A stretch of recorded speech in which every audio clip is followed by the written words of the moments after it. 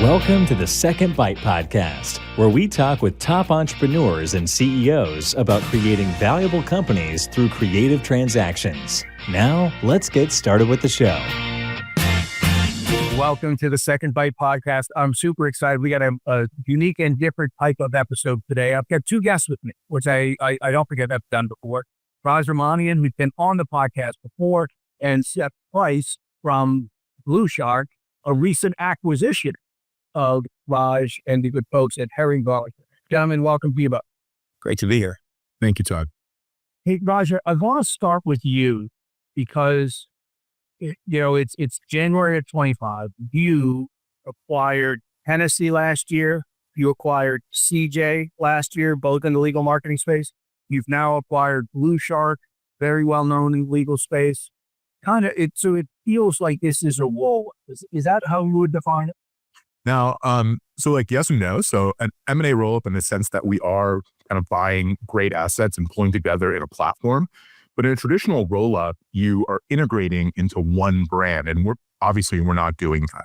Instead, what we're doing is we want the benefit of local entrepreneur and the brand. So Seth and BlueShark have built an incredible business. Nothing can replace that with the benefits of scale. So Jason and Hennessy, Mickey Love and CJ, Seth and BlueShark will stay as independent entities under Herringbone Digital, but get the benefit of shared knowledge, AI implementation, all the overhead, cross-sell, upsell, which we really believe is kind of the best way to approach this market.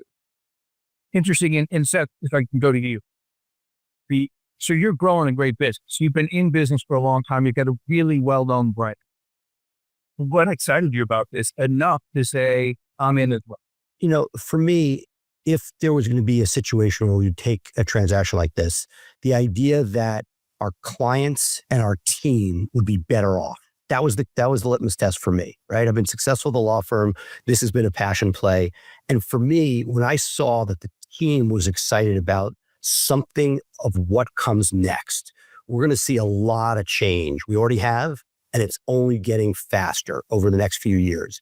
And the idea that you will have the best of what we currently have, which thanks to Raj and the Herringbone team has been leaving us alone to do our thing, but to have that brain trust, to have shared resources when it's going to come to AI technology, to do R&D, to be able to share that across platform from legal and beyond is huge. That anybody going about this by themselves is a risk factor. So that for our clients, I feel like they're bulletproof. They get the best of what we had plus more. And for our team, it's a new challenge and they're super excited. And you, I believe, I know it's a fairly tight world. You know Jason Hennessy, Chad and Mickey from CJ. Were there concerns about how you fit in and stepping on toes and what's your role? So I've known Jason as long as he's known anybody in the space. I was his first client at his first business. I saw him I saw him speak in somebody's living room when he didn't have a business and said, "You know what you're doing. I want Price Benowitz to be dealing with this." And he created a business for it. That became his first business. Chad is, undoubtedly the smartest guy in the legal marketing space. He runs an amazing law firm.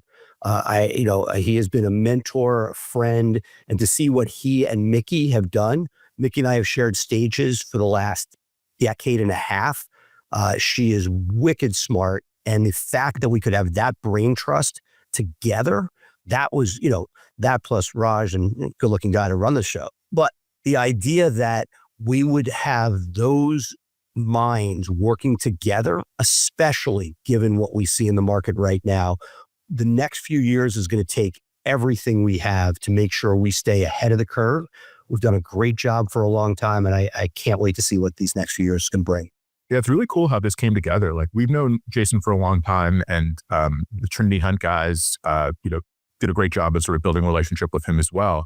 He kind of recommended CJ, was on our radar, but he really advocated. Both of them advocated for Seth. And so it feels like we're building the Avengers of the legal space, right? Like, to get Chad and Jason, Mickey, Seth, and of course their teams in a room. I think we've built and are building something very special. And I understand the difference CJ because they're only about 10% big deal when Hennessy's 100% big deal. Are there kind of clear lines in your mind as you draw up the org chart or the boxes where Seth fits and where Mickey fits and where future acquisitions? Yeah, for sure. Seth, do you want to answer first? Well, sure. I mean, like for our purposes, we've done sort of a great job becoming the juggernaut in local search. That's what people come to us for. We've crushed it. We're seeing the fact that now we have, somebody who's an elite player at TV and beyond. Let's not undersell CJ, right? They may be, they may have a digital component, they have a TV component, but the people there are some of the best and brightest in the legal space. I think the potential there is incredible. And Jason's done an amazing job at pushing some of the larger brands in the industry and building domain authority and really doing some remarkable work. So the fact that we have resources that will be able to, hey, we have all these different tools. To me, that's what I'm most pumped about this deal for.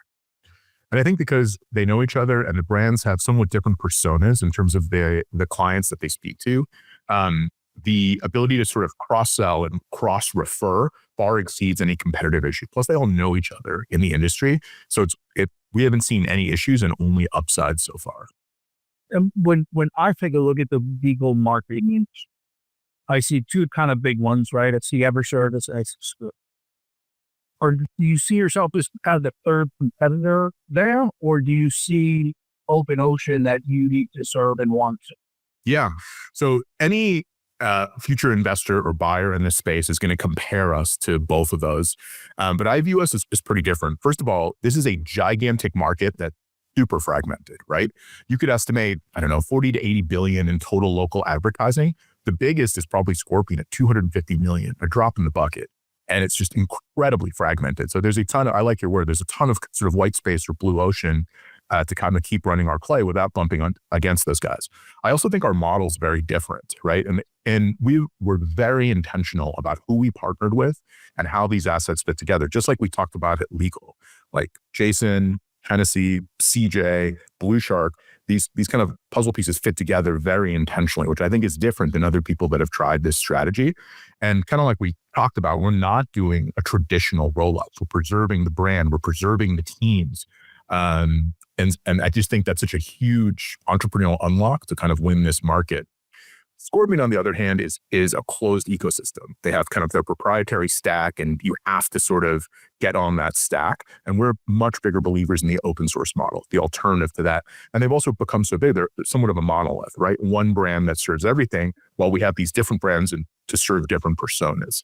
So it remains to be seen, but I think there's room for multiple winners, but what we're doing is working. And I think we're very unique in this space. So then you need Apple. Yeah, look, it's apples and oranges from my perspective. As the geek on the inside, Scorpion is its own model. It doesn't really have the traction that it once had within the elite legal space. It's really been pushed to the side from my perspective. And which means that I think that that Herringbone has the chance, because there is no elite brand that is seen in the space. And I think that's what Raj and the team have done a great job of bringing together these different assets.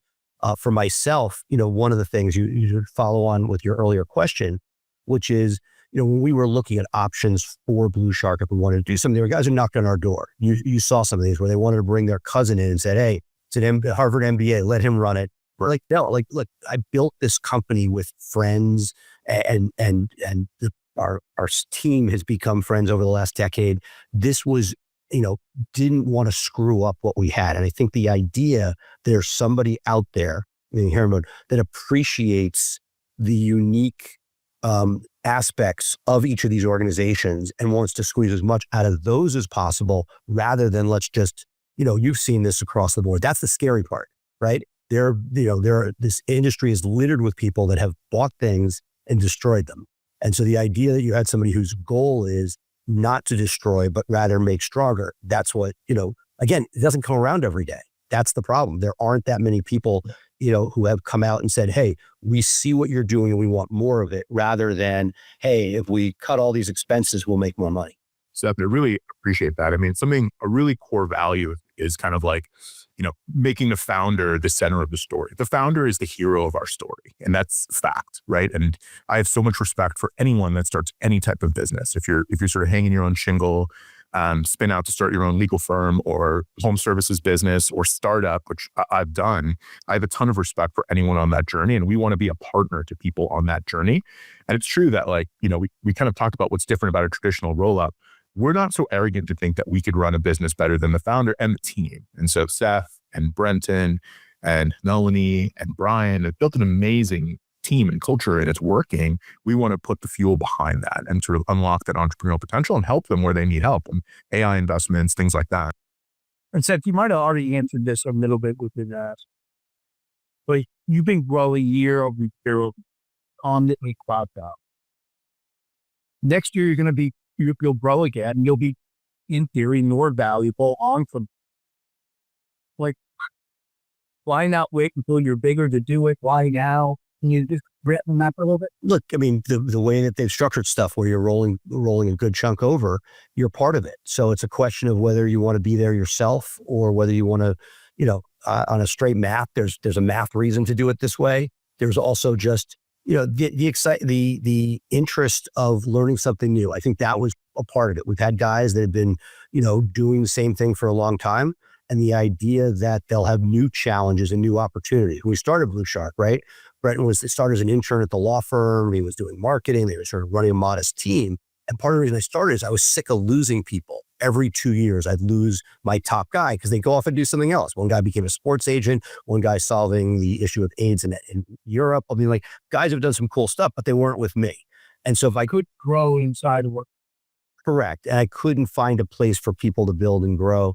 And this, similarly, by analogy, was that opportunity. We have a lot of people that have done a great job. We've built a great content team, great links team, great paid team. The idea that now that there's going to be a greater opportunity, see something like a Brian, who's this guy helped me build Price Benowitz and now, chief revenue officer for BlueShark.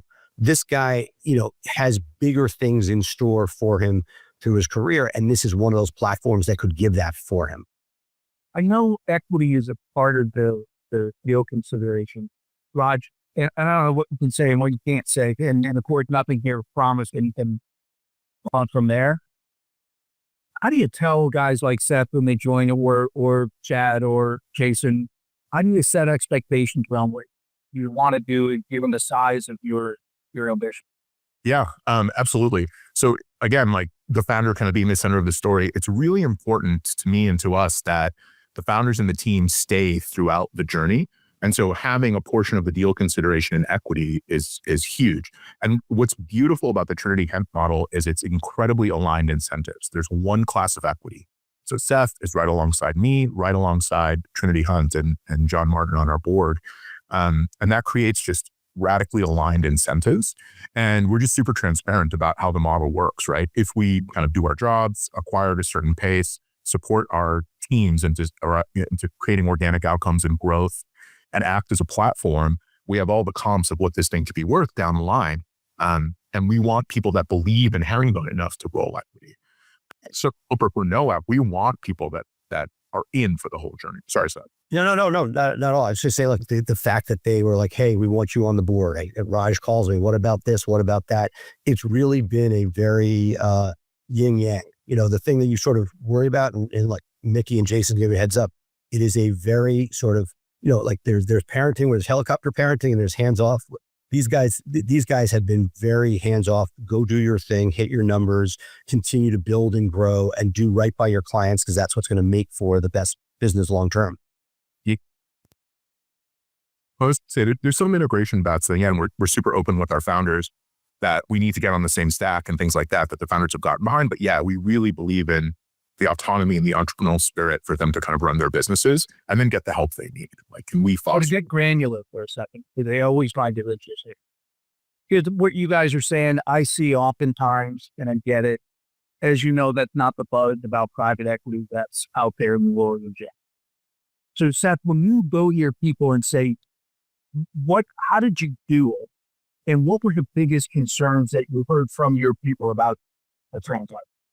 So I'd say that for the most part, the senior team was part of this whole process and decision. It had been for a long time. It was a big part as to why we did it, right? So this wasn't like, a founder saying, hey, I just got the biggest possible payout and here we go. Because clearly we didn't. We rolled over. We want this to be there for the long term. As you go down the line, I think universally positive, like 98%. I think that for a few people, they had questions sort of like that you had raised earlier, like how does a competitor in the space fit into this particular piece? And I think it was more just questions and uncertainty.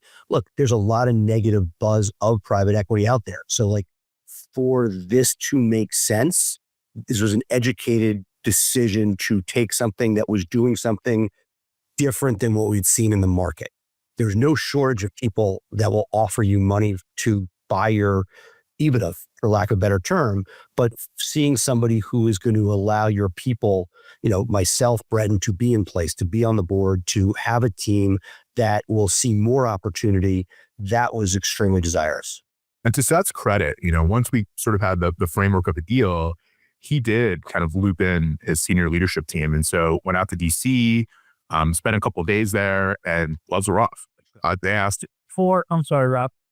Before you guys signed in our live, but before the deal was closed, Raj, you've been on a plane, went to BlueShark, met with the team, answered questions.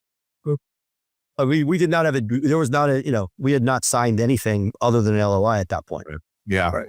We'd sort of shaken hands on what the deal could look like. But yeah, we wanted to get to know the team, but to Seth's credit, he wanted buy-in from his sort of core leaders. And it was interesting. Like they gloves were off, asked a lot of tough questions. What I took away was there's a lot of pride in what Seth and team have built. And so how does that get preserved? How does that get amplified? How does that fit in? Kind of like we were talking about before. And that sort of sense of commitment and pride, despite the really tough questions. And yes, Malini, I'm talking about you. It just showed passion and energy and like, what a great team. So yeah, we had a fun dinner and then kind of the better part of a day together. And that one made me feel even stronger about the team and hopefully answered their questions about how we're different. And I think, Seth, to your point, plenty of people buy your ego, right? And plenty of them that might buy it, let you continue to run it on and off from there. After Raj got on the plane and left, what was the overwhelming feedback? Because it must have obviously been positive. Yeah, we should do this. What was the strongest indicator that people liked about the opportunity? I think it was that the flag would remain independent. That was the difference. You've already seen somebody else major in the space, similar type deal where they didn't do that. And I think that we're seeing the buzz from the industry. Like what would kill me is if, 6 months, a year from now, people say, hey, your quality dropped. Right. And that's what I want to avoid. Like if we get there and people see us as, maintaining what we have or hopefully better, then I know that we've done right. And there's risk in anything you do. Getting out of bed. Frankly, if we did nothing, there was risk, right? There's major buzz about private equity hitting law firms. Look, it sounds like that 2026 is going to be the first time we see real action in that space beyond talk. And how that's going to change the market. And so the idea that doing nothing comes with risk, look, there are plenty of players and in the space that are pretty dubious. And we've seen the scars from those deals where basically you see people and they disappear. I'm very, very optimistic that this will give us that platform and give us the ability to be part of something bigger, which I think, to answer your question directly, was what was exciting. It's exciting to be there. We have this tight little family community, great, but these people have grown up. Many of them have never worked anywhere but BlueShark or nowhere meaningfully before it. And so the idea that they're now going to see things beyond, the four walls of our office is pretty cool. Does it cause, I'm always curious, does it cause challenges inside of Herringbone when you have, Hennessy and you have CJ? Do those guys get nervous? Do you worry about communicating a message to them? Or do they know this is a fulfillment of your initial plan that you sold them all when they won? Yeah, it's kind of radical alignment. So everything is eyes wide open. We do monthly ops calls, quarterly kind of board cadence, weekly metrics that everyone sees. So it's very, very transparent in terms of what we're going after and how these businesses go together. And like any deal we're considering, I get the input and the opinion and the buy-in of our experts, right? Like, but this weekend, we just, took a half hour just to go through the strengths and weaknesses of different things in the market. So no surprises to your, pardon me? no surprises to your team, and Seth won't be surprised if you guys do not. They're coming sort of for like, look, Jason and Mickey are dear friends. So I mean, like these are people that called me and said, hey, you should consider this. Here we've seen, there's strengths and weaknesses in every deal. And Raj is sort of looking at it from, straight numbers. And we're saying, hey, these are different factors you should be thinking about. And it's been, how sometimes you give feedback and it's like, somebody's like, yeah, I'm good. Here it's the opposite, where it's like they're just spawners looking to make sure that they do make the right moves because they got a good thing going. Yeah. And that, something interesting in the space that Raj and the team is going to have to deal with, which is, if you're looking for, we hear a lot of buzz of roll-ups of tiny players in the space, what are the benefits of that versus do you just build something and build it organically within the assets you have? And it'll be interesting to see how that plays out. Yeah. The knowledge that Seth and Jason and Mickey and Chad and their teams have in this market is unbelievable. Like there's not a name we've surface that they don't know or know personally, and they can give us like inside baseball. This is how this could fit. This is the reputation. These are concerns. It's been a huge unlock, every deal we've looked at.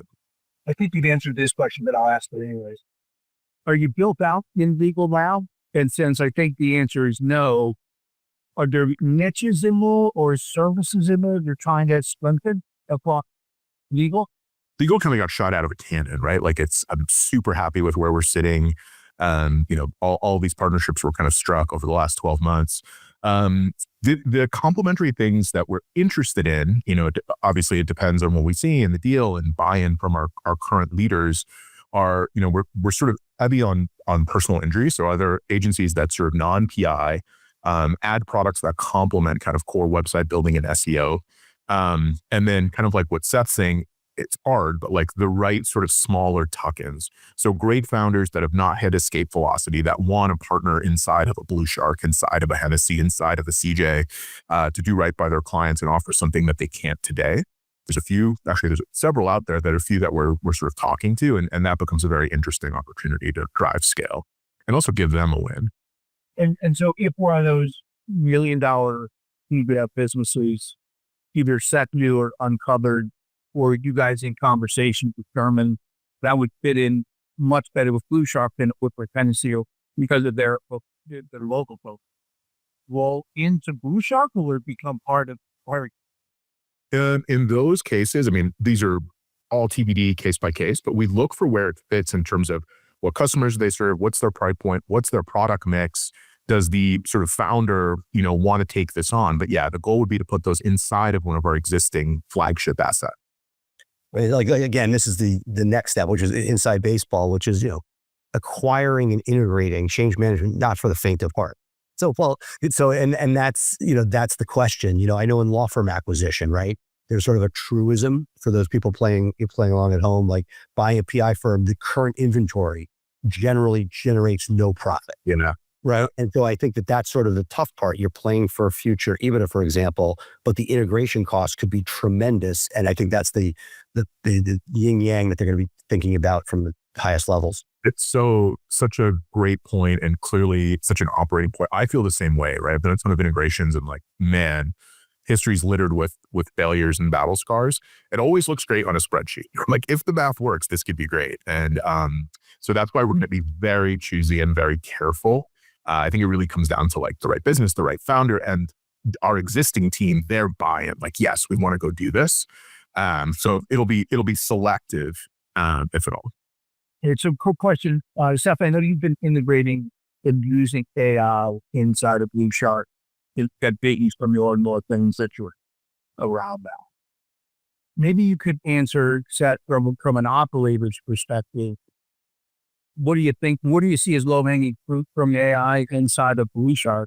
And then Raj, if we could comment from the mothership, are you guys thinking of providing that AI capability set from the platform level and extending it across so we don't have Nikki and Seth and Jason and whoever else duplicating expense level? I mean, like every business owner, whether in SEO or otherwise, is looking at AI and how it can help improve. Every law firm owner is doing this. So for me, what I'm sort of looking at here, like there's the stuff that's obvious, like content is like staring us in the face, and how that intersects with AI and how it's being used. It's not a question of if, it's how. So there are pieces that are sort of some cost savings within the organization, efficiencies, so to speak, that are huge. And the piece that is, I think, nicest about this is that there's a brain trust out there so that you can crowdsource, and that, again, as you know, we are at the infancy of this world, but that there will be costs associated with that. And the idea that there is a shared ability to get some of those technologies integrated rather than having to sort of, one of the truths we talk a lot about in my podcast is like, when you make hires, very often the first two don't work, it's the third. If we could cut down the learning curve with this much brain power, that to me is the most exciting part. It's great comments. Very aligned. So to kind of start top down, like 48. So I saw this sort of dawn of the internet, the explosion of the iPhone and all the apps that created, that ecosystem. I really believe that like AI could be the transformative technology in our lifetimes. Like I think it has that potential. And rather than operate from a place of fear, I think there's a place of opportunity. I also think it never replaces human connection. And that could be me talking like an old guy, but like when you're a founder, when you're running a law firm, when you're running home services, that human connection, there's someone to call when things aren't going well. I do think it's important, but AI can amplify that impact. Like what if you can maintain human contact, but all of your products deliver the highest possible ROI, right? And you can do things more efficiently to serve more clients. That's really interesting. So we are sort of all in. And the benefits of platform scale, across our platforms, there are 70 AI projects, products, initiatives across the stack that we are starting to share and sort of cross share. And it could be anything from like prompts that are shared across all the way to like actual tooling. We're also adding under Colson and Matt, who are our head of revenue and head of ops and sort of young, hungry, scrappy, tech forward leaders.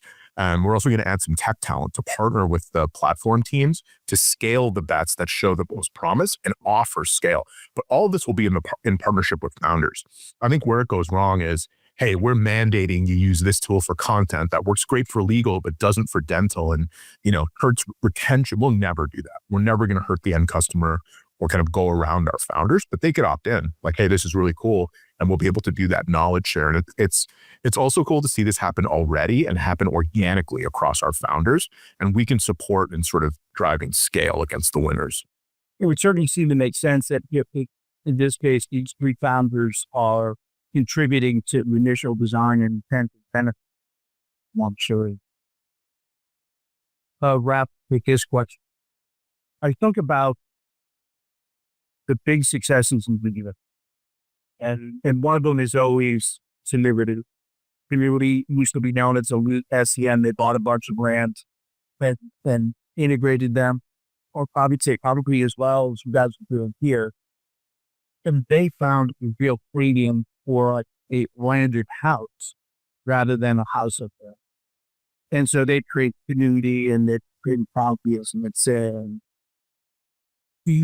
do you think that the market had shifted, that a house of brands is how you'll eventually go to the next buyer? Or do you think somewhere down the road, a strong brand is better for customers and solves all? It's such a great question. It's something we've debated so much, right? The traditional private equity play is to come up with a clever tech forward portmanteau and put everybody under that brand. But I'm such a believer that in this space, authenticity wins and like deeply understanding your customer. And BlueShark has earned brand cachet. I mean, given Seth's entire history in the market, that like Herringbone or any name we come up with is not. Like BlueShark means something. And so even though it's sort of against the traditional private equity play, I strongly and fully believe we need to keep our flagship brands because they speak to a persona in the market. They mean something. There's pride with customers and with the employee base. And whether it's Herringbone or whether we rebrand, although I do like Herringbone, that can be our sort of, public facing, investor facing. Maybe one day it's BlueShark powered by Herringbone or not. I don't mind. But I believe so much in the local brand power. And I also think you can get the benefit of scale behind the scenes with everything we've talked about. Seth, do you have a strong feeling on that as the founder, or? I'd echo Raj's comments. Like, I know, that's part of the part that it would scare me the most of doing a deal like this is the fact that you lose the identity. Now, there could be a business reason for it, but the idea that they are going to, that the thought is to the working. All you do is what somebody goes in with. You could pivot at some point in the future, but if something is powered by and you need that for whatever the next business opportunity is, great. But the idea that they are focused on building out those flags, to me, that was the differentiator of Herringbone and why I liked it so much. It's like we talked about how fragmented this market is. I kind of think we earn our customers' loyalty every single day by delivering and supporting their businesses. And there are thousands of tiny shops and, people hanging their own shingle, and any lawyer or home services professional or dentist is flooded with inbound marketing offers. Why would we ever risk that sort of customer intimacy and brand relationship and trust that they've already built? Well said. So this is January 26th. What I want to do is get together again in January or Q1 of 27. And let's hear about how integration has gone. I know it's not always perfect and wonderful and all, and you guys have been great at sharing that openly. It's also fascinating to have both I'll call it the buyer and the seller. Here, it's really more like two partners negotiating how we're going to come together to build something exciting. So, Seth and Raj, thank you both for sharing. Best of luck as you guys continue to succeed going forward. And it'll be interesting to watch how this continues to grow and thrive. Really appreciate the opportunity, Todd. Thank you. Thanks, Todd. Thanks for listening to the Second Bite podcast. We'll see you again next time, and be sure to click subscribe to get future episodes.